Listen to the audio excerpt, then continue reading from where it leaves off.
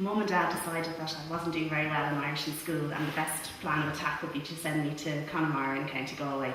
And so I landed down, not very enthusiastic, but within 3 weeks my whole outlook had changed completely. I fell totally in love with the language, with the culture, and most importantly, with this place.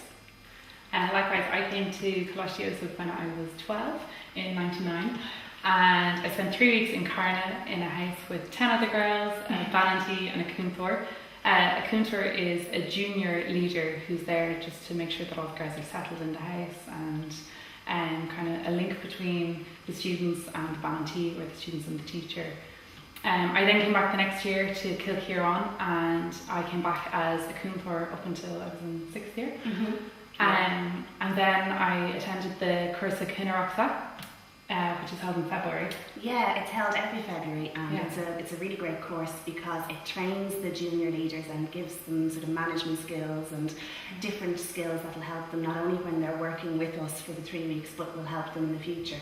And what's nice about the Cursa Cineraachta is that the Leaving Cert course runs alongside it, which really helps the students to prepare for state exams, and especially for the Scrúdú Béil. Definitely, yeah.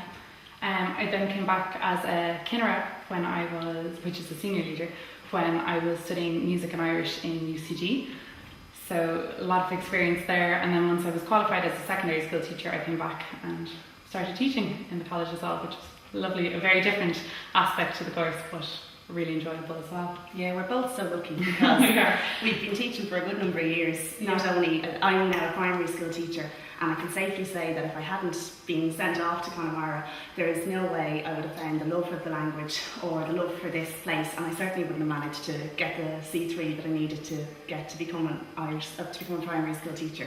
So I'm blessed to have had the experience of coming here for all those years, and being a Cinera, being a Cúntóir, being a teacher, it makes this place really special, the continuity. Definitely, and you just get a love for the music, the culture, and you're living the language. It's fantastic. We couldn't recommend it enough. Deirdre? Yes, Margaret. Cad is an bitch. Céimí ní Kieran an Sandon. Agus céimí, siú céimí? Tá mé up mína déag díis, rugig mé an seachta lá is fithe a bhí mart mína négéad nógus cúig. Má, agus cad é do cheola? Tá mé na cónaí bort líis cún dé líis. Anna wá, inis don faoi dá chlán. Is mis an duine sinna im chlán, tá ceara mo chlán tá drethir a bhána gom, ó sin is sam dó, réitíim go má leis mo drethir. Síle is anam dom bháim, agus nóla is anam dom ahar. Anna wá, intach, agus inis don faoi dá ceantar, cóhfuil faoi dá pómi? Tá mé na cónaí bort líis cún dé líis, bailí mór é lár na héireann. Tá sé site ar an mór bhóthar ar Corcaigh go bailí á clia. Anna wá, agus bhfuil sé gnóthach? Tá sé gnóthach, tá lánáisna in ceantar mar thampla Victor Lynn, Lynn Snáda, Béil Lynn, ón an Seapadóirta, Park Pell. Anna wá, agus an imrionn tú féin Pell?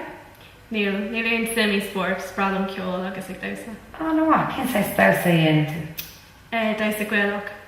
Go má, intach, agus an ghlachan tú pártí go mórtais? An déann tú hiag rangana? Níl. Well, it's like gach sahar. Rangana, like dausa de friú. Anna wá, máthú, intach ar fad. Agus an déann tú ag siopadóirt?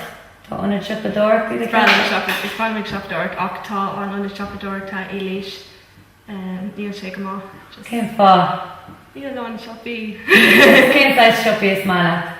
H&M agus River Island. Agus So téim go dtí drith nua I Cúndé Kildare. Go má, agus cé bhéad nóméad ó do heach is atá drith nua? 2 nóméad. 2 nóméad, is a cá? Agus an tamánan tú féin? Níl much, a thar nó má bhain. Tamánan do ahar nó do bhain? Go má, anna bhá. Agus an malat ceol? Spradam ceol. Téim go dtí rangna ceol gach saharn. Agus spradam ag ceanna agus Ed Sheeran má arani.